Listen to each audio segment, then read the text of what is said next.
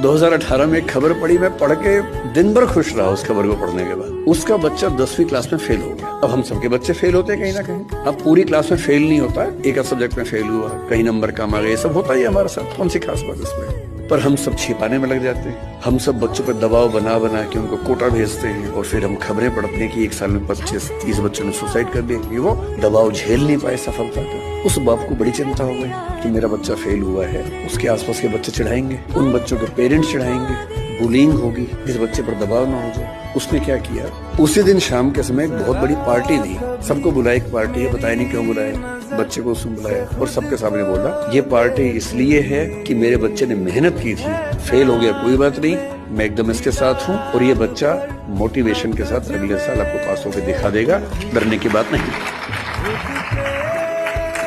और मैं दंग रह गया कि कोई बात इतना सुंदर कैसे हो सकता है, इतना खूबसूरत बात।